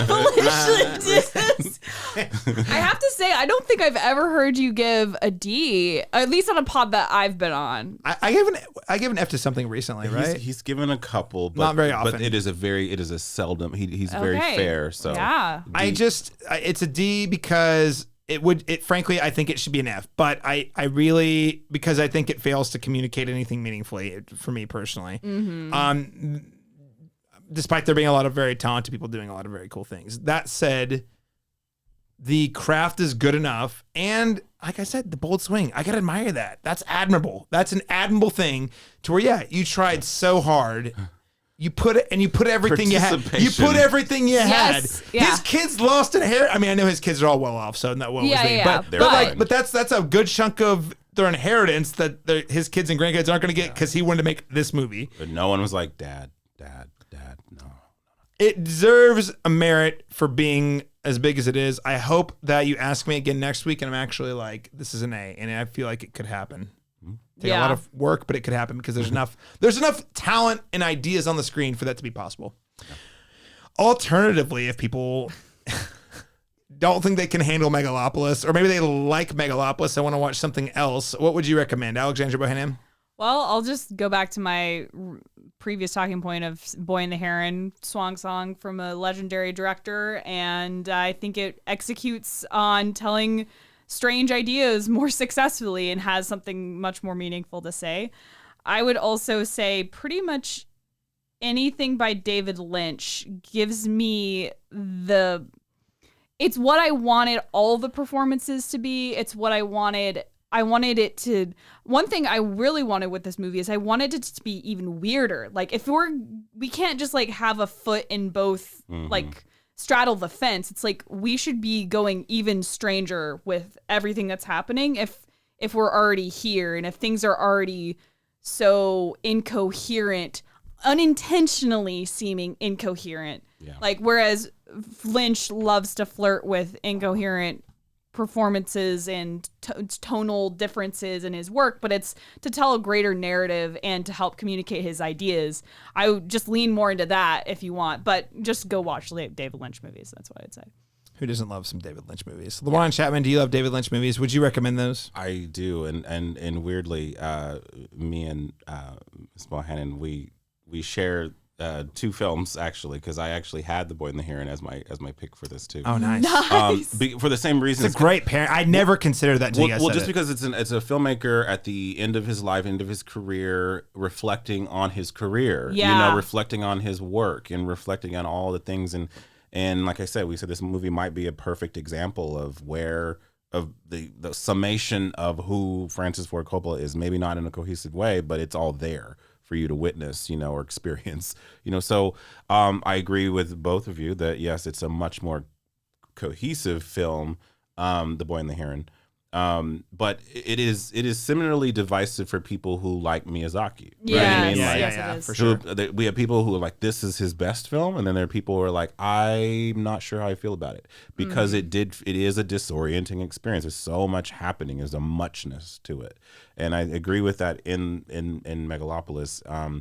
It's just that it does, at least The Boy and the Heron amounted to something. Again, when I mentioned this movie I was not emotionally involved. I was emotionally involved in the outcome of that story, and I wasn't here because I just don't think we're given enough of anything, a lot of everything, but not enough of any of it at the same time. So. But secondly, I did have a David Lynch film. It was Mulholland Drive. Nice. Yes. And it's a movie that a lot of people, you love that movie or you hate that movie. It's confusing, it's disorienting, it's strange, it's weird, it's surreal, it uses dream logic. But at the end of the day, like there is a journey that you go on for me that is so engaging and inviting throughout the entire experience, even if it is confusing or disorienting, but whereas this just was confusing, disorienting, and frustrating at the same time. So like I'd rather that journey be exhilarating. I left Mulholland Drive feeling like, man, I want to rewatch that so I can digest that. This movie, I was like, it's gonna take me a minute to go back to it because I left so devoid of, you know what I mean, of something to hold on to discuss meaningfully. So in the Mulholland Drive pick, because that was like my kind of like go-to for the Lynch comparison. I think to me it's just symbolized in the fact that if you're on the Criterion version in the menu, Lynch does not allow you to like skip chapters, and so it'll reset you from like where you're at. It won't let you, it'll reset. So, but that's the thing is like to me that just symbolizes like another director with a very intense perspective about how cinema is, how it should be watched, and how his art should be ingested exactly for you. And then when we don't, I want to shove Megalopolis through that filter Lynch and see what happens. And maybe that if I pretend instead. it's a David Lynch movie, I'll get it more. Maybe. Yeah. Is that if what it I'm was hearing? using dream logic, it would be like, okay, it all makes sense because none of it makes sense. Right. Speaking of dream logic, Yes. I'm going to throw my two recommendations. Number one is if you like a acclaimed auteur filmmaker at the end of his life, making a movie about dreams he's had over decades, you should watch Akira Kurosawa's Dreams, which is a fantastic film that Kurosawa known for Seven Samurai and a bunch of other samurai movies. This film I find to be deeply moving, puzzling, and kind of spiritual in a way that it really has resonated and stuck with me since I saw it about 10 years ago. Or so. It's an amazing film, and it's been embraced by like George Lucas, Steven Spielberg. I mean, if my endorsement is not enough, but it is a film again that is sort of a director got to the end of his life and he's making a movie trying to kind of communicate things that have been on his mind his entire life. In a way that is not necessarily cohesive, but it is compelling. And I think it's way more compelling and engaging than Megalopolis. No offense, Francis Ford Coppola. The other one I would say is Terrence Malick's The Tree of Life, which is another film that is taking some very bold swings. And it is not a straight line. I mean, there is an A plot, or maybe the B plot is.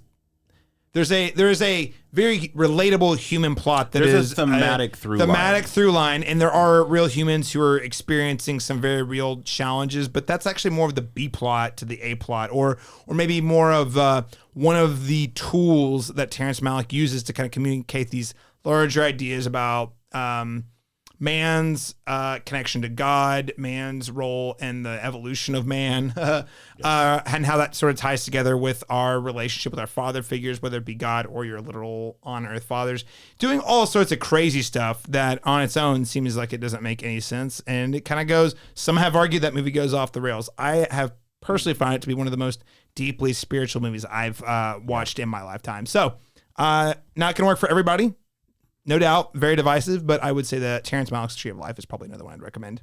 And lastly, look up this Q&A, guys. It is the most off the rails Q&A I think I've seen in a long time. Oh yeah, I died. You guys had to endure me laughing maniacally for like 20 minutes. Yeah. It was unbelievable. I want the director's cut the Q&A because that won't have the cutting out from the feed issues. We missed like pertinent like punchlines and things. Oh yeah, like that. because then it would be like the entire audience in New York is laughing at something Spike Lee is saying. Has apparated away and apparated back. It's like, where did he go? Okay, so for listeners' context, we were watching in the theater before the movie played. There was a live Q&A from like a New York film festival. I think it was in New York, but like, yeah, it was in New York because Spike Lee was there. And they actually live streamed it to the giant IMAX screen, which sounds cool in theory, but whoopsie, wouldn't you know it? Something somewhere was not working right. I don't know if it was the theater, the film festival, the internet. For whatever reason, it kept dropping about every, I don't know, like 2 to 3 minutes. So occasionally they would be answering a question, setting something up, and it would cut. And then when it came back about 5 seconds later, you're like, I just missed something. There's just this rapturous applause. At one point, there was a scene where Spike Lee made a joke, and then the next thing we know, it cut to black. And then when we came back, he was not in his seat anymore. And then it cut out again, and then he was back. Yes. It was bananas. Bananas. Yeah. Absolutely. Well, with that said, we're going to go ahead and move into our spoilers section. So I don't know if we could spoil it really if we tried, but if you don't want to risk being spoiled on Megalopolis, go ahead and tune out now.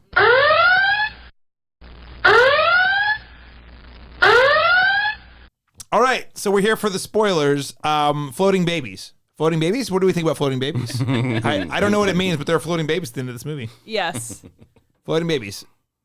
Yeah, that's the thing. That is, that is the thing that happens. It's It's hardly the weirdest thing that happens. No, I mean, you could just have a bulleted list of everything that happens in this movie. Time travel. Apparently, Caesar can control time, but then never ever does anything. Yeah, and doesn't work. Again, an idea that's interesting that goes. Remember that time he gets blackmailed for like sexually abusing that minor, and he has the power to manipulate time to and he doesn't change. And he doesn't change it. I mean, obviously she get the woman. There's a whole thing. But yes. He was somewhat exonerated. That was actually okay. So a friend of mine was bringing up this point, and I think she has a lot of merit. Shout out Elise. That basically, if that is true, okay, she was not of age, or he had sex with her thinking she was not of age, regardless of if she was or not. So the production of a birth certificate, it exonerates him, but morally, it does not. Right. So it's still you thought you were sleeping with a minor. You just got a free pass because she lied about her age. Yeah. I'm not going to dispute that because I don't remember. But did he think she was a minor? Or did he think it was one of those like, I think she's not a minor, sleeps with her. She's like, JK, I'm a minor. And I don't. Well, that's the thing is, again, going back to the confusion of this movie it thinks it's trying to say something about all of these kind of nuanced topics. And because somewhat of the age of the lens that we're looking through, it's a little old man shakes fist at cloud, like Caleb was saying earlier. Yeah. I mean, the fact that she's kind of like she gives... that was probably more of like, it was so like painfully obvious at times. The circus sequence was probably my favorite part of the movie. Same. It was an incredible sequence. I want to put out there. The production of it, certainly, but I think the idea, like the pop star thing, you can see through me, like, haha. And then going through the inevitable bitter end of like every young pop star's, like, the whole Miley Cyrus, JoJo Siwa turn at the end. And there is some painfully on the nose dialogue though. That's very clunky. Painful. Like from the very jump, with the Aubrey Plaza's character, there was that moment where we're like, you're so anal, but I'm so oral. It's just like, I forgot about that scene. It's so early in the movie. Good cut. There's and she's getting down on her knees, and you're just like, what? It was like, wait, that's where we're going. Like, this is how, like, on the nose, some of the, like, the metaphor doesn't even have any, like, you're just saying things now. Yeah. It's like, so. And the way, and I'm not knocking the performances because apparently, firstly, I think Aubrey Plaza really is probably the one actor, one of maybe 3 actors that comes out of this movie looking amazing. Her and Giancarlo walk out being like, they knew what they were doing. I'll give him a shout out. He's doing something interesting, if not. Yeah. He at least has I feel like he has somewhat of a pulse on what movie he's in a little bit. Yeah. Whereas like even actors I respect, Adam Driver, I don't think he knows what's going on. And Adam Driver thought he was on the RSC stage in London. Like he thought he was like giving his Shakespearean performance. And again, I love Adam Driver. despite what some other people might say. I think he's a great actor who's generally really good at bringing eccentricity to not always it's your main character, unlikely main characters. Okay. This does not work in this movie at all. We made the joke afterwards. We were like, wouldn't this movie have been better if it was Nick Cage? More importantly, if whenever he had his face half blown off, it came back as Nick Cage, and we were all like, yeah! And that's that, we apparently could have gotten that movie at one point. So, anyway, so much to unpack. And feel free to throw any of the random things that I'm not covering in these topics at the discussion, because, man, there's a lot to talk about and digest and process. But I wanted to talk a little bit about the fable idea. It is, in fact, despite it wasn't marketed this way, however, it is known as Megalopolis, a fable. It's subtitled A Fable because the core idea that Coppola has been chasing since the very beginning is drawing parallels between the fall of Rome and modern-day United States, even when modern-day United States is in the 1980s. With every rewrite from the 90s to post-September 11th and then through the Trump-era politics, the idea about the wealthy seizing power leading to the downfall of the Republic still remains at the core of Megalopolis. We're not talking about how well it's executed, but it is an idea that is clearly there. And not to, I just want to point out the word fable. It's defined by Merriam-Webster in this scenario as a legendary story of supernatural happenings, or another alternative it had listed was a narration intended to enforce a useful truth. Okay. The word forceful there, I think, was enforce was what stuck out to me this time. How effectively do you think that Coppola utilizes the form of, because I do think a fable is a form of storytelling, it is a type of story, and it's a strategic choice. How well do we think he does it? Laron Chapman. Well, it's interesting. This is actually something I don't think is a complete failure in the movie, because I feel like this is the one thing that, because we got that footnote, you know what I mean? Like, we're introduced to it. It at least gives me like close reference points of, you know what I mean, of archetypes and different themes that are in other fables that I've heard, to try and contextualize what I'm watching. I still don't think it's executed well, overall, but that at least gave me, like, okay, he maybe represents this theme and this person represents this theme. You know what I mean? Like, so I like the larger than life characters are by design. Yes, it's kind of like my brain is trying to make sense of the confusion. And so that at least gave me tangible things to hold on to try and extrapolate meaning, even if I don't think it still goes very far. And I think, to your point, whenever you have that representational nature of what the characters are, I think that's why the tertiary characters work so much better, because they only have to stand up like one idea at a time. So what is her name? Purity or Vanity? What is her name? The Chastity, pop star. It's something like that. Anyway, whenever she is just being that one archetype and that one trope, that's all she has to do. That's very successful. That whole sequence is the more successful part of the film. Wow, platinum. It's in the name. Like, like, I can't remember Shia LaBeouf's character. His name is Claudio Pulcher. Yeah. Yeah, not so much. But Claudio feels like it's vaguely Roman. Yes. So all of these minor characters that just have to do this one thing, good. But whenever you get into like, oh, well, we have this viewpoint character in Adam Driver who's kind of a stand-in, if not really a stand-in, as a mouthpiece for Francis Ford Coppola and his vision for the world. And then you have like all of the characters immediately surrounding them. Julia was kind of the most confusing character for me, because she couldn't do like all of that just one note trope kind of stuff. I feel like she's supposed to, okay, again, going back to the very original pitch, which is the idea that you have Caesar, played by Adam Driver, as the visionary trying to shape the future in a more innovative, progressive way, and Giancarlo Esposito as Mayor Franklin Cicero as the more conservative approach. She's supposed to be like the love interest caught in the middle. Right. In which case, I feel like she's supposed to wrestle with both of these ideologies. And I don't know about, I didn't see it in the movie. No, I didn't really at all. Well, because I don't think the opposing ideologies are clear. No, they're No. not. That's what the issue is we don't understand their point. It's probably like some people trying to figure out which candidate to vote for. It's like, I don't know what you stand for, so what do I vote for? You know what I mean? Like, Yeah. Well, they both want the best for the city too. So like Right. they're both intentions saying are that. no, yeah, they're both exactly. saying that at right. least. And so Yeah. like the idea is like, but what is your idea of that? And that articulation is not clear. So Yeah. And it also, some of it is the logistics of the not clear is, it's not like Adam Driver is off being like some Robin Hood or renegade. He's literally, from my interpretation of the film, within the governmental structure at the design authority. Mm-hmm. Like that's how I Which apparently understood the it. design authority is like apparently pretty high up in this world, like so high up that the mayor can't tell him not to do stuff. Right. It's kind of He's bizarre. invited to these city planning meetings. Like he's demolishing buildings. He's making way for his vision of the town. So he obviously has a lot of sway, and money to bankroll this whole operation. So he's still working within the structure.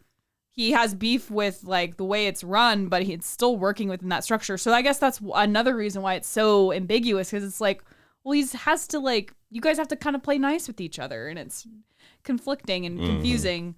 See, that would be a more compelling movie though if they just focused on that, because they end up not focusing. I think that's the problem. Is like the characters seem like they're positioned to be at odds with each other at the very beginning, but then we see frequently throughout the movie they're not actually at odds that much. There's some distrust, but like what they actually want is not that different. right. Yeah. And then obviously then they bring in the Shia LaBeouf character, who's supposed to be sort of like Trump stand-in. yeah. Not to get on that front, but it's very obvious that's what they're alluding to in the movie. And that's where, from my perspective, as I'm reading it, is the largest conflict comes from that subplot, not necessarily the rivalry between Caesar and Cicero. Yeah.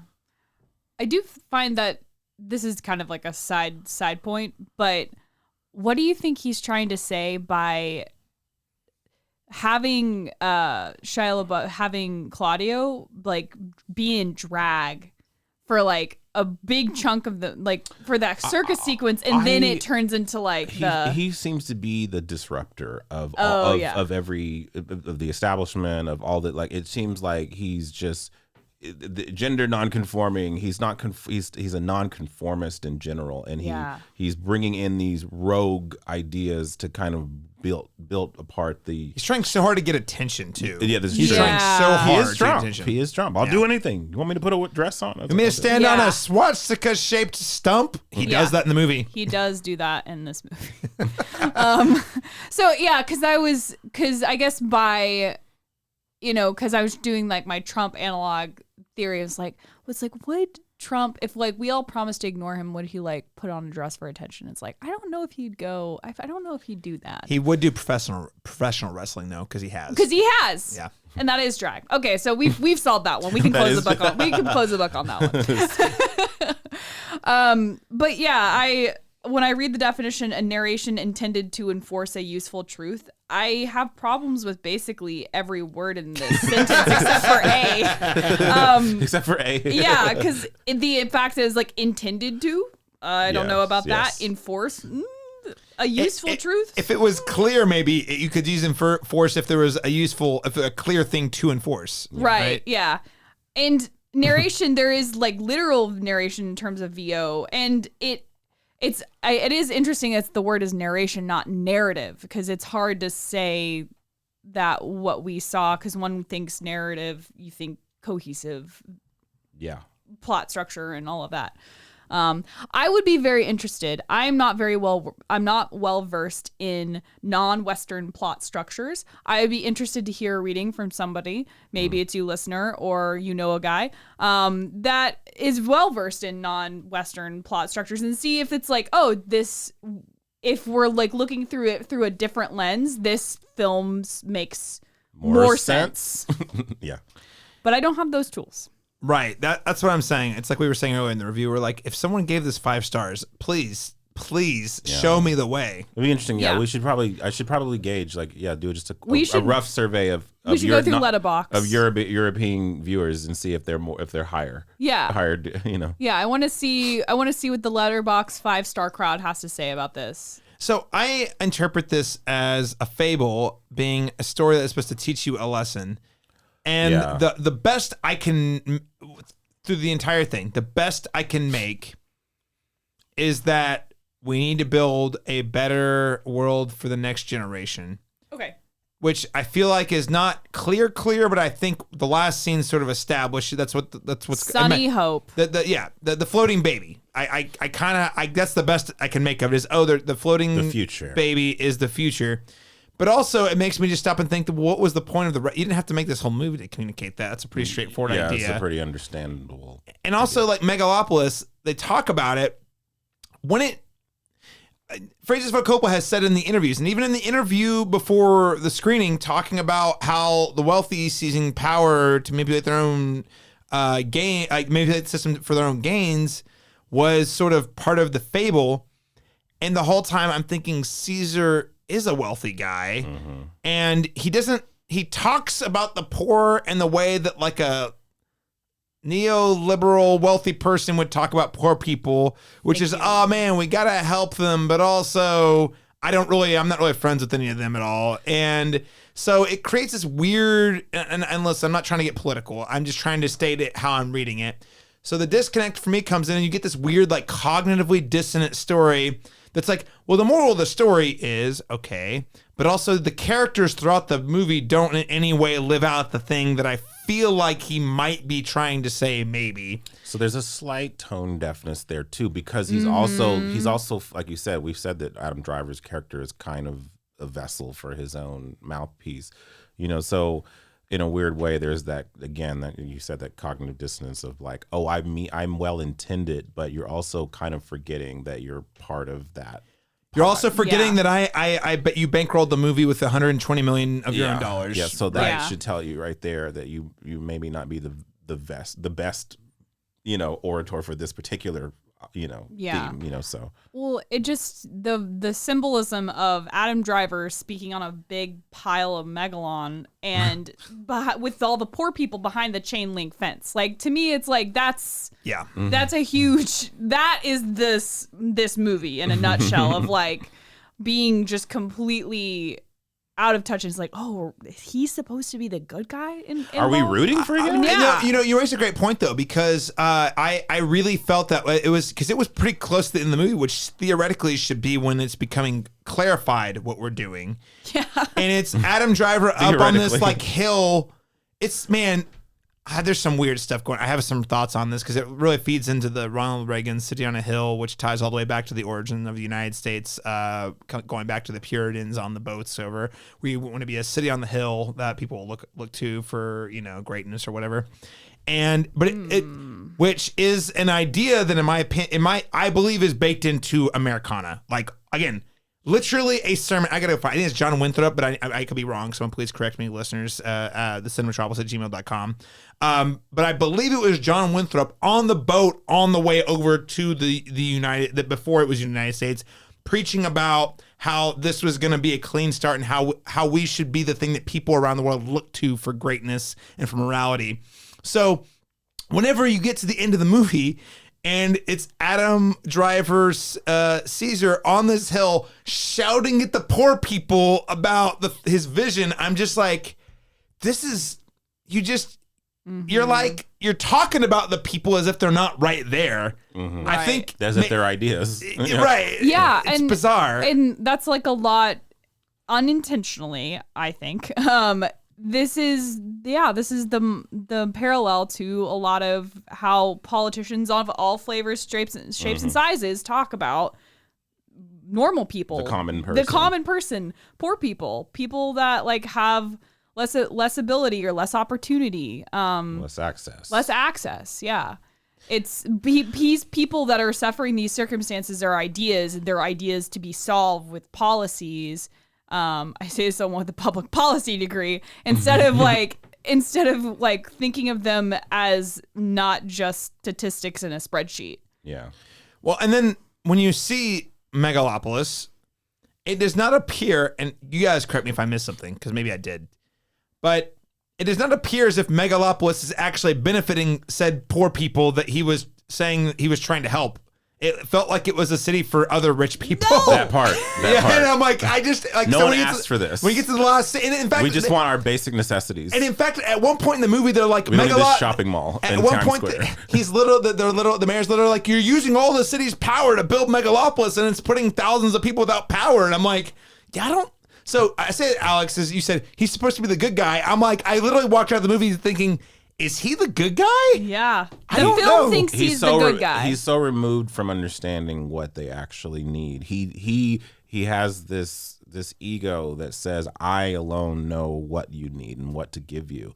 And that's our politicians. You're right. You're right. Both sides. I mean, whatever, but it's just you're right. That's how we are spoke. That's how they speak to us. You know? And it's hard not to read Coppola into that. I've heard too. your cries. I've heard your issues, and they're on the docket. We'll get around to them, and we'll have a conversation in a room about them, and maybe something will happen for you, maybe not. Yeah, you know, it's just bizarre, and I want to bring it back to the fable idea because it's hard for me to say I believe this is a fable. I believe there was intentions of a fable. Yes, that's the intended part. So maybe he got an intended part of that. It's like concepts of plans. It's like intentions of a fable. Yes, concepts and plans. It's full circle. This is the perfect movie to watch. We should watch this every election year. What you guys are saying is it unlocked everything and it's brilliant now. So I mean, when you look at it that way, there's the amount of cognitive dissonance brings me to another point. Okay, or another question rather. As I've said many times, he has long been an anti-establishment director, despite being wildly successful and privately wealthy. How do you think his worldview shapes the film's point of view of America in overcoming the air quotes the fall? Which, and I say this again, you must watch the Q&A that was before this, in which he said we're going to have an emperor in a couple months in the Q&A. So I'm just saying, how do you think his worldview is shaping his point of view on America? And I think it's an important question to answer. I'm not trying to be, it's really not about the politics. I promise. It is, this is the story. He says this is about a fable about the comparison between America and the fall of Rome. It's really important to understand media literacy. What is his point of view? Anyway, I'm off my soapbox. What do you guys think about this? But that's what I was thinking. But I don't know if he's saying, though, in that sense, that the emperor is good for America. You know what I mean? Or if the emperor is the threat to America. And that's the problem here is I don't know. Not to say he's voting for Trump. He might be. I don't know. But and one could gauge that from the conversation that he was an apologist at least. But again, like taken away from the politics still. But if that's his worldview, is that this person who represents anti-establishment but is also a billionaire ? That at least a multimillionaire. At least a multimillionaire who has never in his life lived in a day-to-day, paycheck to paycheck, one car problem away from not paying their rent lifestyle. You know what I mean? Like, and so in context of the movie, that's Adam Driver's character. You know what I mean? Like, so it's kind of like, it's a worldview, but it's very bleak for everybody that doesn't have what you have. You know what I mean? Like, so if that is the vision, and if it's through the lens of somebody with that worldview, then that might be why all three of us don't connect with it, because it's not for us. It's for people who are where he's at and live through that space. People who are very well off have good intentions, but maybe don't realize how good they have it. I don't know. Well, that was my read. People who maybe in their mind, in their narcissistic mind, or their egotistical mind, feel like they are doing the right thing for you, but ignoring all of your cries for help and all of your cries for not understanding that we've communicated to you that this doesn't work for us, but just silencing that. You know what I mean? Like, so. Sorry. Anyway, Alex, what do you think about this? That's just such an amazing point. Like, that would be another interesting study, is to see, like, now that we can wade into the discourse, like, who, for the people that are saying this is the best movie I've ever seen in my life, like, what is your, because I think their worldview must just fall in line with this one that we're seeing here. Because, like, that's the only way that I think you can get over some of that cognitive dissonance between Is it you yourself have it? You know, Yeah. like, Well, I genuinely believe, because I mean, I have some people on Letterboxd I follow who I know for a fact have lived a paycheck to paycheck life who've given this 5 stars and like said Okay. to be fair, extremely nice things about the movie. Okay. It's kind of bizarre I'm to me. intri- Frankly, it's kind of bizarre to me. But Okay, I need to know those people's I'll send you the review. But I will also say it's either got to be I relate to this worldview or this was so bold. I'm so happy we live in a world where this can happen. Yeah. That's all I can come up with, Yeah. really. But the prescriptiveness of the fact that Adam Driver's character is like, this is the solution I think you should have, and we're going to do it my way, and I'm going to come up with very fancy moving sidewalks from airports because that's what you need. Because that's what you need to get from your tiny apartment It's just to airports, your guys. It's just airports. Everything's airport. from your tiny apartment to your 7-Eleven job or whatever it is. And it's hard. It's hard to connect with that point of view, but and that's not even the governing thing. That's just what it ends on. So it's like, Right. oh, is this what it meant? Because you end with disconnect, but then it's confusing before that. Well, and then if you think of the union of Caesar with Julia and the fact that they yielded a baby named Sunny Hope, not Francis, the fact that But at one point was Francis. yes. The fact that it does symbolically the union of these people to yield a new person, and if Julia and her lineage represent more of that like old school legacy perspective on governance, then it's basically kind of saying like, oh well, we could just do both of these ideas are good if we just do them together, kind of. We rule together and be harmony. We create the third party. Yeah. So I'm going to segue this. I'm going to cite, I don't know this person personally, but I'm a really big fan of their work. So her name is Lindsay Romaine, and she's had previously written for a number of publications online. I don't know if she's currently still writing, but here is her Letterboxd review. And I just want to reiterate that I hold her opinion in very high regard. So this is not mocking. This is actually saying I want to have a couple beers with you to figure out what's going on, because I would love. Here's the review. 5 stars. Every line so unsubtle that to me it was poetry. Take something this audacious and unusual from the gut to remind you how dead on arrival movies have become. I would have stayed in the theater for another 10 hours. And that's what I'm saying. It's like the boldness is so great. And like you were saying, Alex, earlier, it's like, well, it's not IP. That it's just like that. And maybe that's how desperate we are for like original ideas right now. I don't know. I mean, I can read 3 more if we need to, but like there are other people that I'm reading reviews similar to this where I'm like, it seems like it's so defiantly against convention in every sense of it, like structure, storytelling, editing, everything is just going against what our brains are used to, how we're used to seeing media presented to us. That we are rejecting that because it doesn't fit our mold of that. You know what I mean? Like, and so perhaps that is exhilarating for some people because it's a freeing of where is this gonna go? We don't know. It's just you're rolling with it the whole time. Yeah. And for us, it's processing it the whole time. So. I do want to shift to our next and our second final topic because, man, wow, we've already been talking for almost 2 hours. We could probably talk for another 2 hours. But I do think it's a topic that's been on my mind a lot, and not even just with this movie. It's been a couple of movies lately. But I'm going to say myth, and I don't mean to be condescending because I think a lot of times it's true, but I do think it's also a bit of a myth. Among creatives, especially filmmakers, there's this prevalent idea that the writer-director, the vision, knows the best version of the story they want to tell. Most of the times, whenever changes are made, it's because a studio executive or money person, often serving as the greedy corporate suit, tampers with the work to be more marketable. Francis Ford Coppola, throughout his entire career, by the way, has notoriously called out studios over the decades for interfering with his creative vision in favor of a more commercial product, and you can see that with the 4 different cuts of Apocalypse Now that exist. I'm really curious about what you guys think. How does Megalopolis provide either support or a rebuttal to Coppola's argument for untethered creative freedom in filmmaking? I feel like before this movie, I had a very different position on that. You know what I mean? Like, so because we've seen so many instances of films where you can just feel these studio inner workings that are taking away and stifling from the great potential that this piece of art could be if it was given that liberation. And then here you see like what that looks like when it's just completely untethered. There's no interference. It's so undisciplined.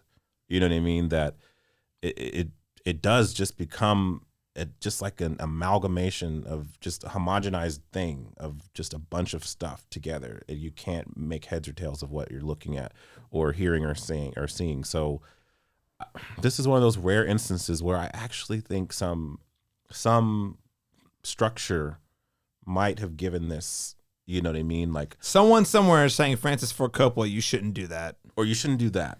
Or maybe we should do it this way. Or maybe we should like just something, some involvement. And I hate to say that because as I'm saying this, I'm gonna say to another person like, don't do that. But it just because you're a filmmaker, right? I'm a filmmaker, like, imagine you people, and I'm the studio exec. Absolutely. And I come in, hey, that Laron, that would upset me. Right? That's the reason I directed my own movie, so that you couldn't do that to me. You know, like so I could have creative control over my own script. But I feel like like this is one of those instances where, at least for me as a viewer, I would have liked to have seen the more disciplined, structured version of this same material. To see like if anything in this, if there was a movie contained in this movie that I would love and enjoy. Mm-hmm. Yeah. You know, so. And again, I'm not going to sit here and tell you that we should all defend studio executives, because I think oftentimes we get tons of tampering that in fact ruins a lot of movies. I mean, this is not my campaign. Harvey Weinstein is a prime example of an executive who ruined or attempted to ruin a lot of movies. Have you seen Gangs of New York? A bona fide great movie that could have been a masterpiece. Anyway, Alexandra Bohannon, what do you think? Yeah, this is tough, but in literary work, editors exist for a reason. Mm-hmm. Editors are on your side to take the material you develop to shine a light on it to make it a good editor. That's like the asterisk. Fair. It's like to make the work you're trying to create, the ideas you're trying to communicate, the clearest and most favorable demonstration of those ideas. And in moments where if the ideas would be hindered by the method of delivery, they're likely going to like advocate for clarity. Now, that's not to say that we need to be like put like a fucking feeding tube in our throats and like, oh, shove it down because they won't understand unless we tell them exactly what's happening. No, I mean, you can still have complexity and narrative but still have it at the same time be clear, just like Mulholland Drive does that. It is simultaneously like the work is a cohesive piece. It's disorienting, but it's disorienting with intention. This feels like almost, I think undisciplined is the best way to describe it, because it begs restraint. Mm-hmm. I'm going to cite an example, and I know she's mega canceled, but J.K. Rowling has had a very similar track record in terms of like her work as a creative person once the people are all around her just saying yes. Like, I mean, that's why she's still on Twitter, right? Because no one will tell her to get off Twitter. She basically, before any of the horrendous like hate speech stuff came out from her, whenever she was just writing under her pen name Robert Galbraith about this detective series Cormoran Strike. I read the first one. It's a very good little detective novel, and there's been a bunch in the series. Well, you get to, I think it's like book 6 or 7, and she's writing about an author who got murdered because of angry fans online. This is real. This is not. She's writing like fan fiction about her own life. So it's just whenever creatives really aggressively want to tell a story and they have no one around them to encourage them to help create art in a community, because I think there's a role. I think in America we have such like an individualistic view of what community, like what art should be. It's like, oh, these tortured geniuses, where it's like a lot of times some of the best work we ever do is done in like a creative community, a collective. Yeah. Even if the director has final cut or final say or whatever. It's a collaborative thing. Yeah. You're right, because my script went through several iterations before we went to shooting, and that's because I invited many people to give me critiques about it. So the finished product you saw was really the hand of many different ideas. And so. Filmmaking is inherently collaborative, right? Like I would argue at least the best filmmaking is. I mean, it's I feel like just a life lesson is no matter how successful you are, make sure you surround yourself with people who you know you can trust to be honest with you. And I feel like the more successful you become, the harder that is to do. Yeah. Because if you're successful, there's a lot of people who are motivated. And surely you know more than me, so who am I to tell you anything? Right. Yeah. You've been successful. You're paying my salary. So who am I to argue with the man or person who pays my salary? Yeah. So Alex, I'm going to pivot a little bit and say that, again, it's so hard to talk about these things without sounding like you're talking about politics, because I promise this is not I don't think of this as a political thing to say. Yeah. But in your review on Letterboxd, you said that this is evidence that rich people should stop making movies. I did say that. And here's what I'm saying. I think you take that combo with the fact that that baby boomers have a wildly disproportionate amount of wealth in their currently in their pockets compared to other generations. It just really has me begging the question: is the best person to tell the story about what's best for future generations the people who are 85 years old? It makes me think. I'm not going to make a statement either way. I'm just saying that that's a thing that's on my mind. Yeah. I mean, it was the electoral landscape before Kamala got the nomination. It was two men in their 80s, like Trump's in his 80s. Right? Late 78. Okay, He's but 78, these are people that are... It's like leading a country, and it's like, are we trying to say our country's full of fresh, helpful, great new ideas, and that is like it's like, or are we holding on to something that no longer serves the majority of people that are here? Yeah. Well, because that's why it feels weird when at the end of the movie he's like, he's all about building this city that's supposed to be like built for the next generation, except for it just feels like it's built for the old generation, right? You know, it already has some means. Yeah, you know what I mean? Like, and then. This is me being slightly annoying, but it's like if Francis Ford Coppola wanted to be like, yes, see what we could do as a society if we just, like sacrifice and invest into our community. He did take $120 million of his own Earth money to like make a movie for himself, and that's fine. Like, do what you want, but. What do you think about taking $1 million of that and giving it to the poor people on the side of the fence that Adam Driver is talking to? I mean, at the end of the day, it's entertainment. It's a part of our culture, our heritage. It's important. But at the same time, it's like, makes one think. You could have liquidated one of these assets to really invest in the vision that you say you have for the world. Exactly. Yeah. So that... Just slightly less money in the budget. That's just what makes going back to the cognitive dissonance of it all. Yeah. That's where I'm just really struggling with. You're saying this, but I feel like you're saying that, but you're wildly out of touch with the thing you're talking about, and that's what makes it really challenging. You believe it, but you're not living it, sort of thing. Like or you're living it in a way that is still only benefiting you or a small niche group of people. Right. I don't know. It's tough. I haven't really figured out how to. I'm reconciling this in real time on the podcast, listeners. So be critical all you want. Yes. Well, we've been talking for over 2 hours, guys. Is there anything else we want to add about Megalopolis before we wrap up today's review conversation? I would say go see it, but at the same time, I want him to recoup his money. It'll never happen, but he's also going to be fine because he has 2 other wineries. So I don't think that there's a single other thing I could say about this movie, actually. I feel like the people who need to see it are the crazy diehard cinephiles who've already seen it. Yeah. The people who were in the theater with us when we saw it. Like they're already there. But I'm not going to, I don't know who to, outside of that very specific hyper niche group, I don't know who to recommend this to. Yeah.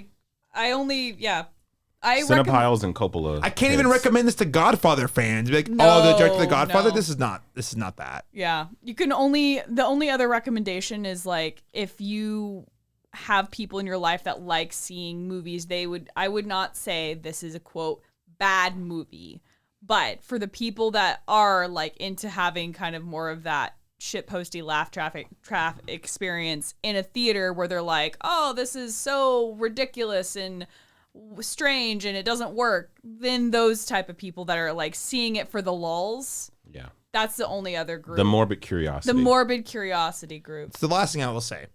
It is a very sincere movie. Over, you said earnest, Laron. Earnest, yeah. It is earnest through and through, and that's why that's why that is that part of me that's like I don't want people to watch it for the lulls because there's already enough of that in the world right now. Yeah. And even though I do think this is in some ways worth laughing at, that kind of makes me a little sad that this guy really did make himself vulnerable in a lot of ways.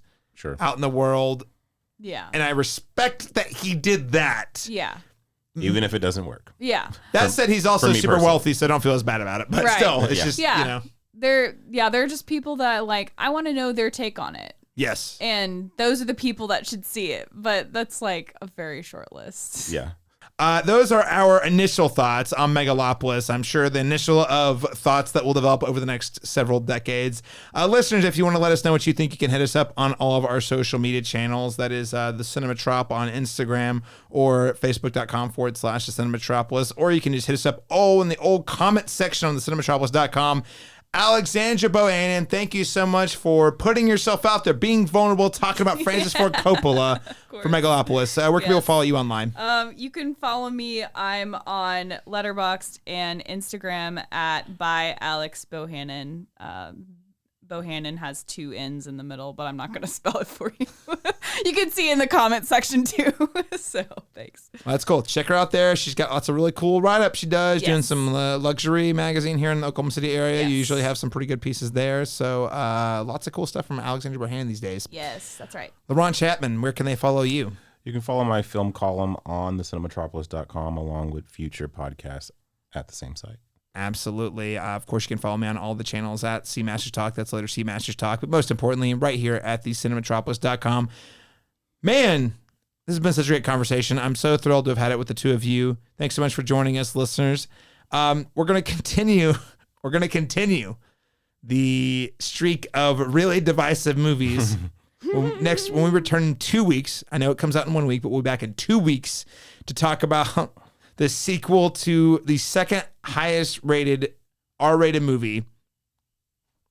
We're going to return with the second highest grossing R-rated movie of all time that was only very recently dethroned by Deadpool and Wolverine.